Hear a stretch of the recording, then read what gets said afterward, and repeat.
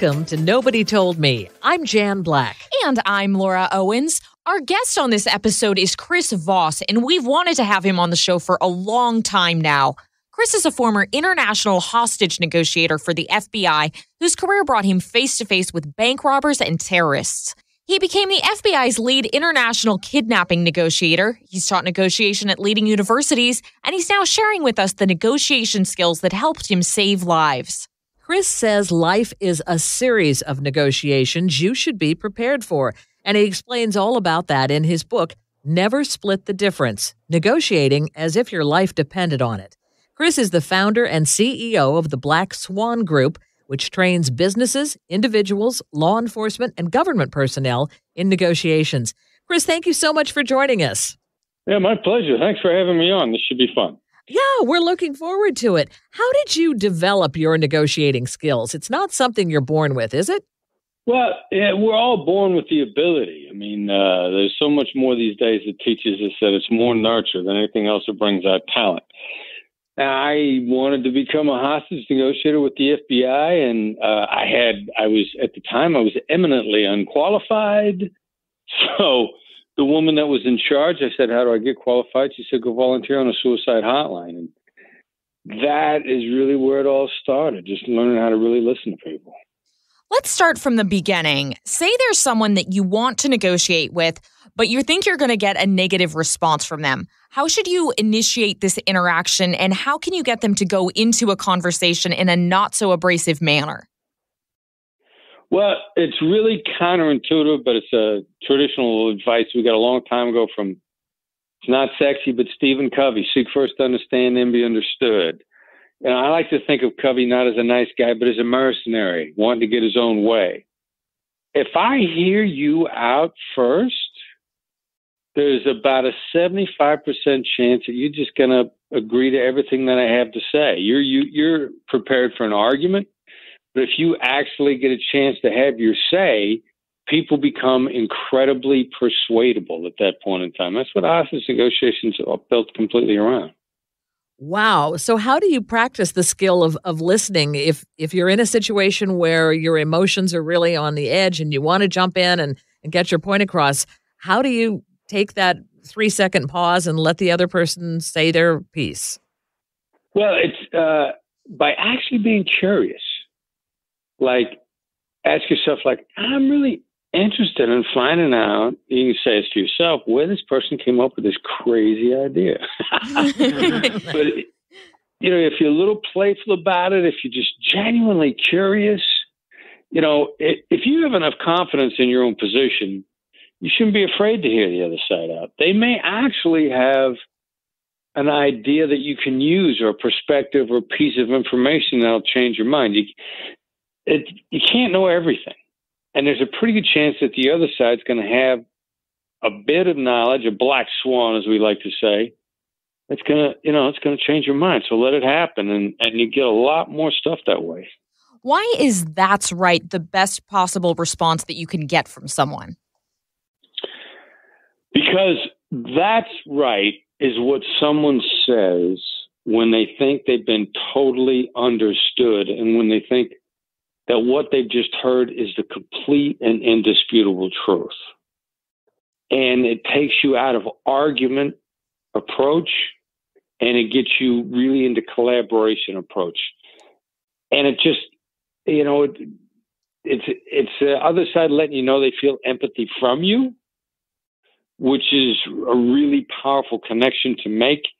And it's when people are going to feel most like agreeing with you is after they felt empathy from you.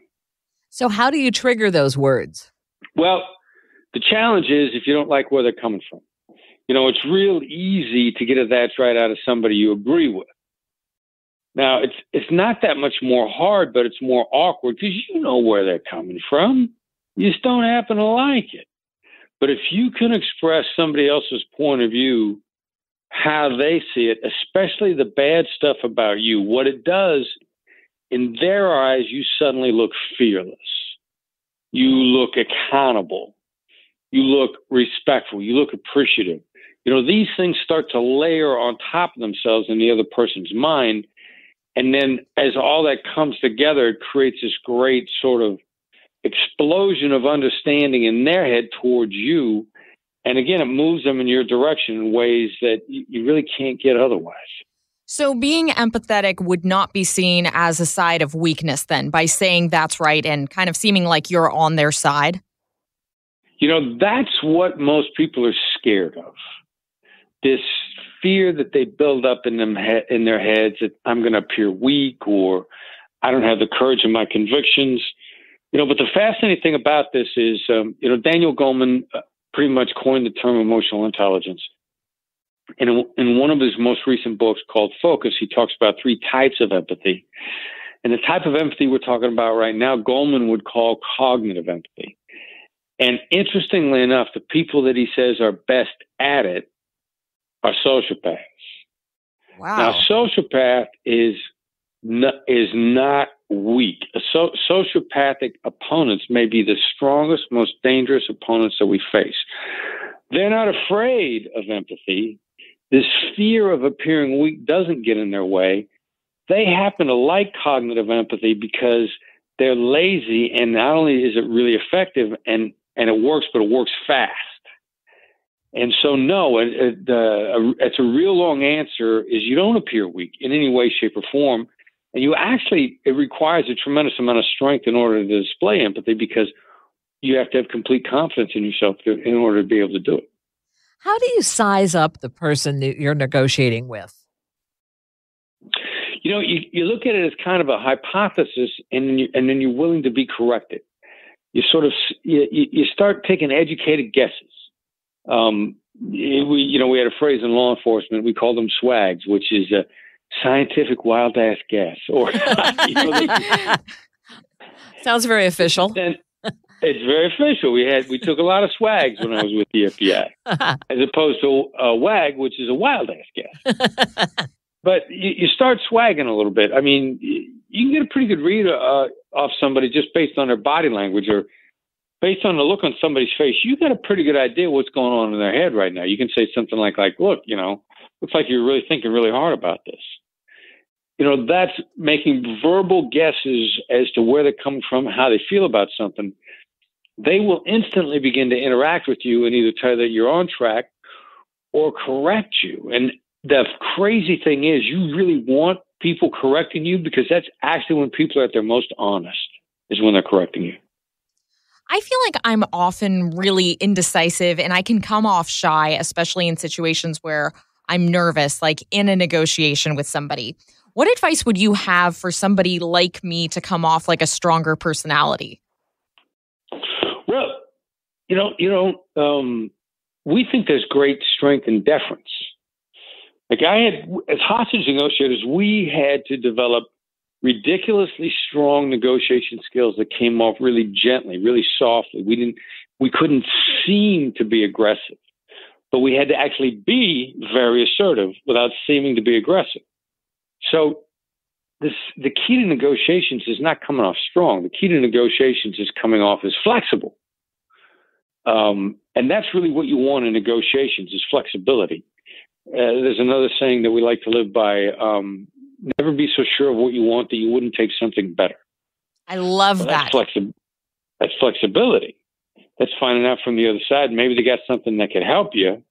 You don't want to be so strong in your position that you can't change. So if you're flexible, and flexibility is actually one of the actual keys to power. There's a difference between strength and power. And flexibility is a key to power. What are the words you should begin with in a negotiation, and what are the words you should try and avoid at all costs during a negotiation? Well, a lot of it is really context-driven. So, let's talk about the context of I'm sorry. Okay. We use I'm sorry all the time when we're trying to be assertive, just before we're getting ready to be assertive. If I say I'm sorry, I'm getting ready to very assertively tell you that I want something. I had a negotiation yesterday. My girlfriend accidentally bought the wrong kind of cat food, and we lost the receipt. She's worried about going back into the pet store and getting into a big hassle over trying to return something with no receipt. How do they not know that we're not crazies that have poisoned the cat food? Who knows? All sorts of crazy stuff can go through your head. Sure. I'm like, I got this. This is easy. I walk in the door with the bag in my hand. A attendant sees me walk in with product right away. And she looks at me and I go, I am so sorry. Now, what I'm trying to do is get her attention because I just stepped in the door and she's mystified. She's like, what in the world is this guy apologizing for? Plus, now that I start with an apology, she kind of feels powerful and in control. So I've got her complete attention. She's starting to drop her guard. And I said, I'm here to confess to being the stupid customer of the week. Now she's really curious. So are we. Yeah, really. You have us on the edge of our seats. What's he going to say next? Exactly. That's how you get somebody's attention. You make them in a very unguarded fashion wonder what you're going to say next. And then I said, and tone of voice is really, really, really important too. I go, I bought the wrong cat food. And she goes, all right, do you have a receipt? And I go, no. And she goes, oh, go get another bag. Wow. We spent more time at the traffic lights on the way to the store than I spent making that exchange. Just that easy. Wow. And how are the techniques that you would have used with terrorists different than the ones that you would have used with the lady at the pet store? Well, the philosophy is exactly the same. Like, I want the terrorists to be so startled but not angry as to what I just said, as to not be able to wait until they hear what the next thing I'm going to say. In my company's career early on, we had the contract. We trained the hostage negotiation team for the United Arab Emirates, an Arab Muslim country. And they're very pro-Western, and their biggest concern at the time was they were going to have a terrorist event either as a result of Al-Qaeda or as a result of Iranian terrorists, because Iran's right next door. They got real problems with Iran. They got nothing but trouble with Iran. And I'm sitting with the sheikh that's in charge of counterterrorism. And before I sit down with this guy, I'm told in advance by the contractor, my intermediary, says, make no mistake, the sheikh doesn't want hostage negotiators to save terrorist lives. The sheikh wants hostage negotiators to help him apprehend and shoot, if necessary, any terrorists that come on his country. He does not want a terrorist to come to his country to live. Mm-hmm. He wants his SWAT teams to take him out. So he's not here to be nice to the terrorists. Right. So we sit down. He's a very pro-Western guy. He'd actually been educated in the United States. Real smart young guy. He says, he literally says to me, he says, what are you going to tell my negotiators to say to terrorists? And I looked him in the eye and I said, I'm going to teach them to say, what you're doing is a great thing. And the sheikh's mouth fell open. And he goes, and I said, now I got you. You can't wait to hear what I'm going to say next. You're shocked. And you couldn't be more focused on wondering what I'm going to say. And that's what I'm going to teach your guys to do. And when I have you like that, I got you. So then what would you say next after that? Well, I'm going to say, how do you want this to come out?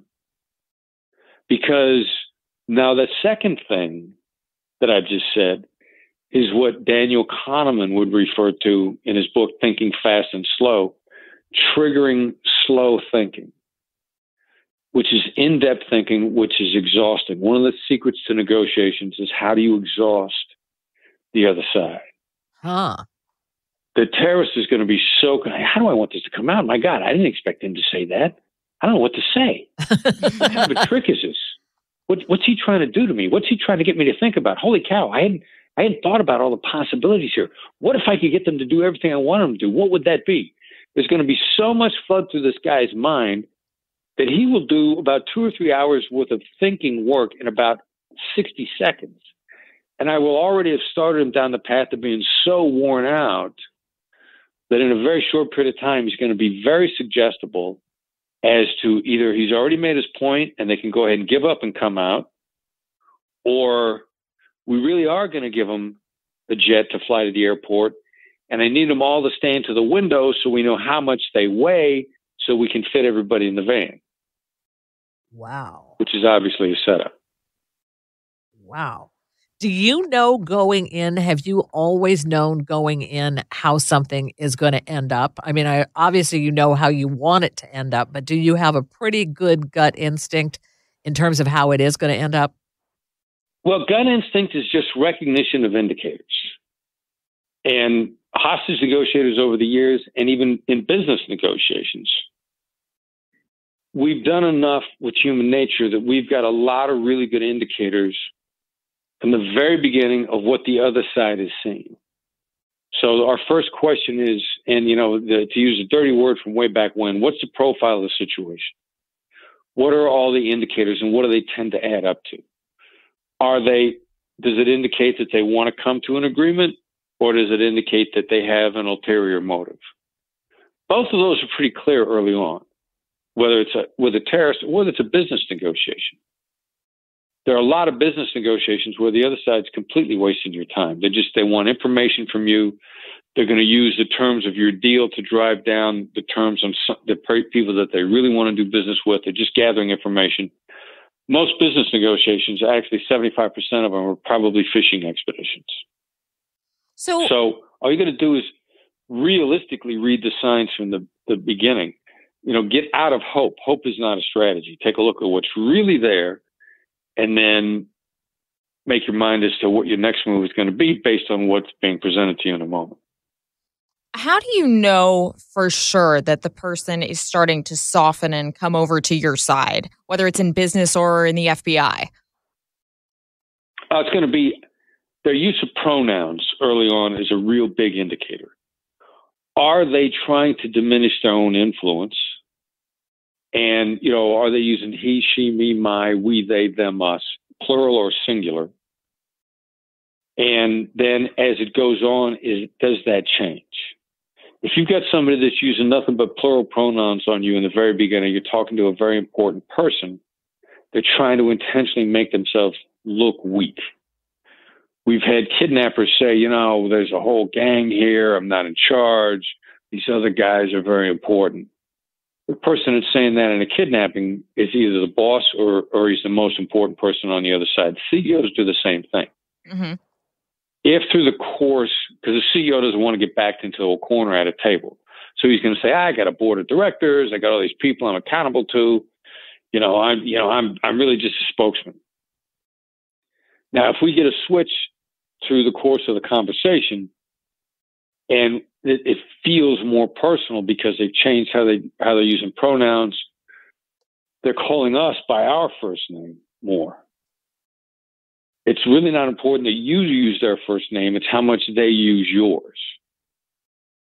That's a change in the dynamic that indicates much more of a closer working relationship. Wow. What's the toughest negotiation you've ever had to do? I've worked kidnappings where we knew from the very beginning it was the kidnapper's intent to not allow the victim to live. Those are hard because you have to work with families. And the train's coming at them.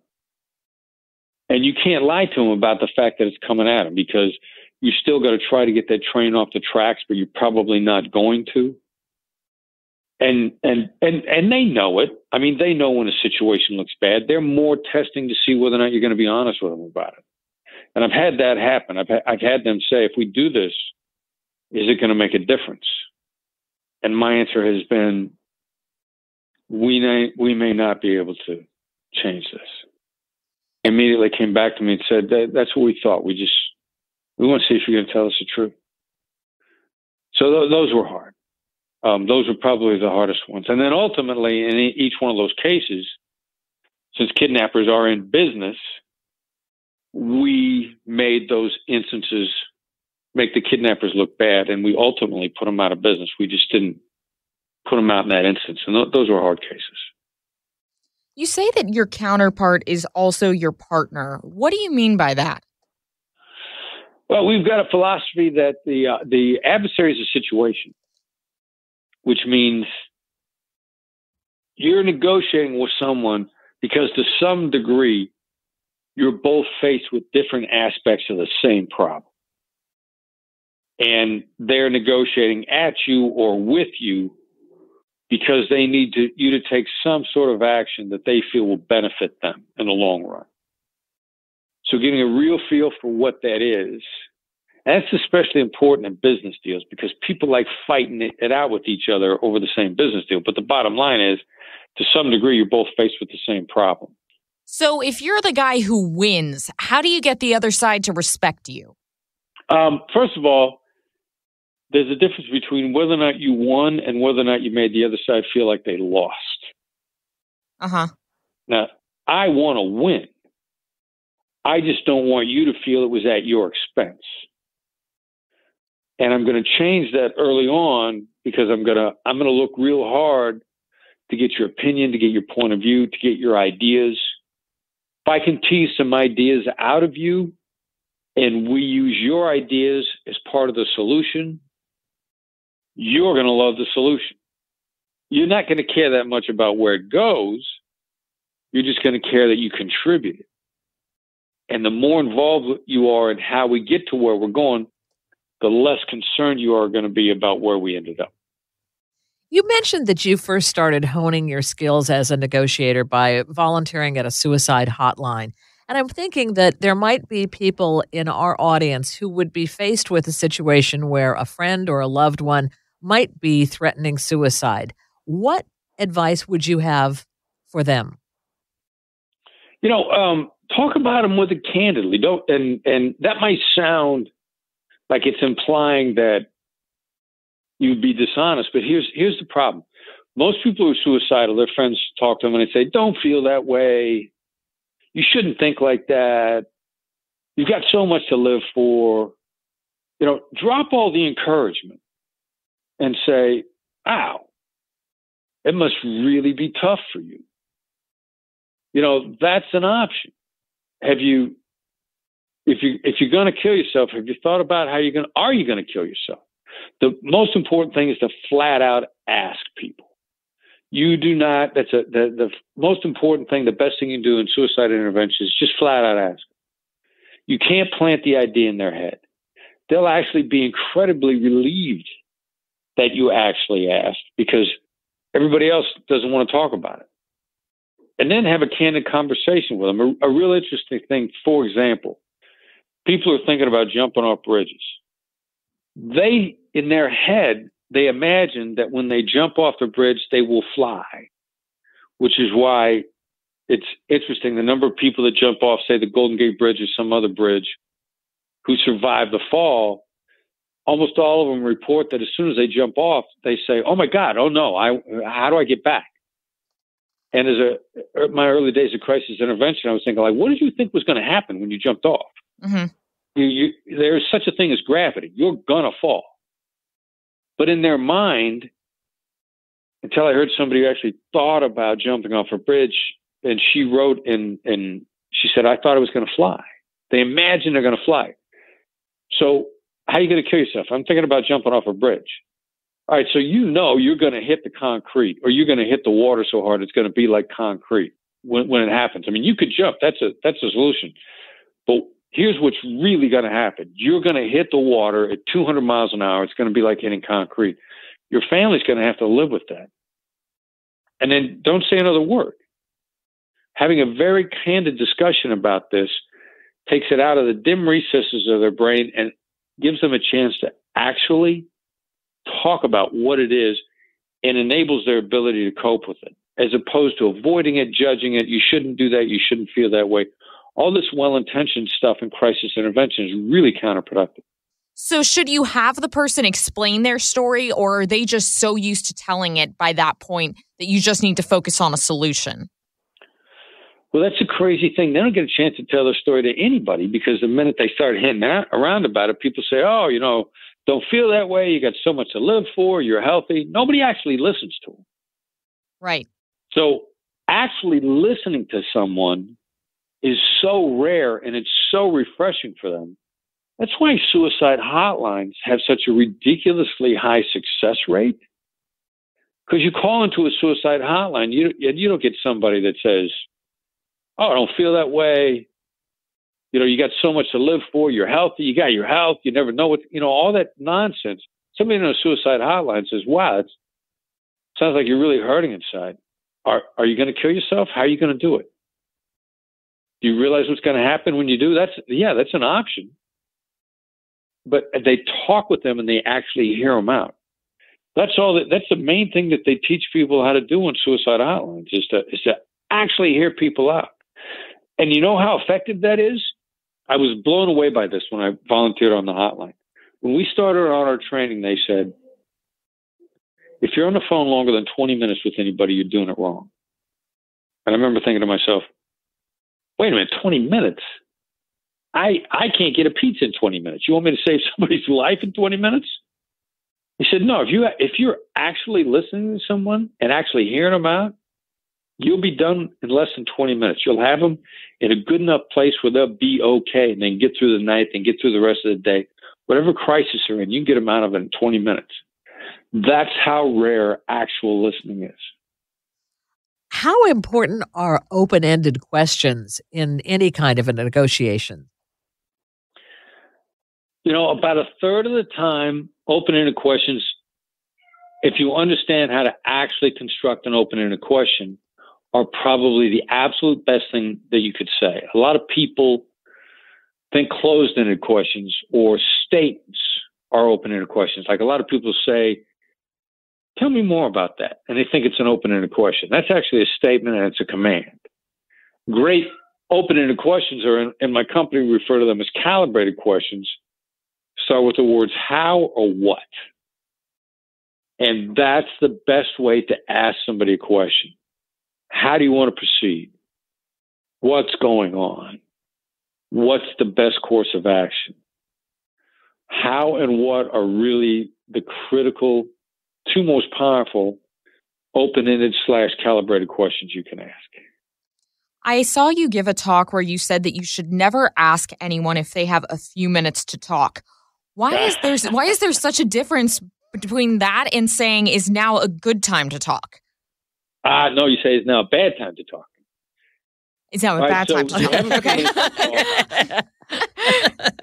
All right, good to know. All right, there you go. Changing my notes.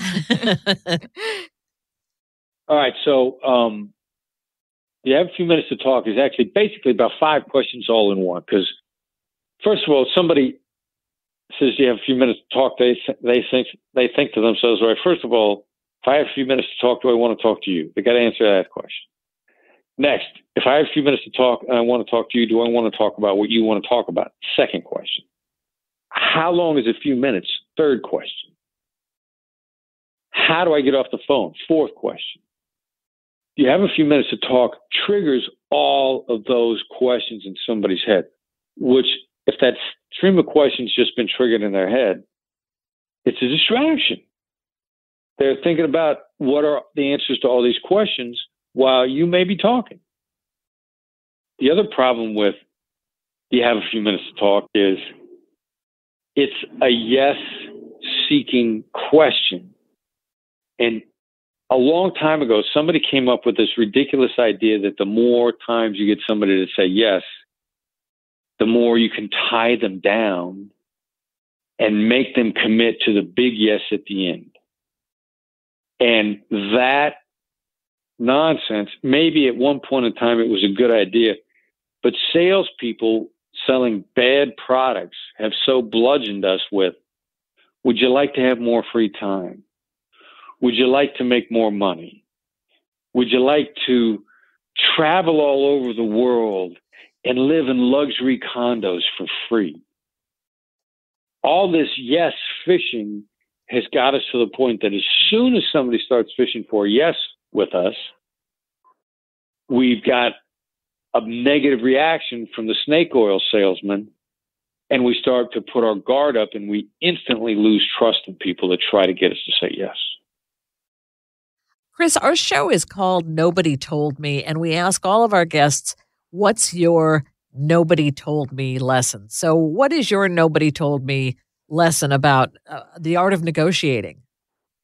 Well, nobody told me that letting the other side go first and hearing them out would not only help me make more agreements, but the indirect route would get me agreements faster. Like, it is this crazy time hack that I can get you to agreeing to my deal or my course of action a lot faster if I let you go first. And I think since we both have got stuff to say, I've just doubled the amount of time by letting you go first that it's going to take to make the deal. When in fact, I may not have to say much at all because so much of your case might be what I wanted anyway. That's great. And Chris, can you tell people a little bit more about the Black Swan Group before we end the show? Yeah, and I'd love to tell them about how to subscribe to our free newsletter as well. Oh, please tell them. Yeah. But Black Swan Group, we teach the magic of hostage negotiation for use in business and personal life. I mean, this is we call it tactical empathy. This is emotional intelligence. This is weaponized military grade empathy.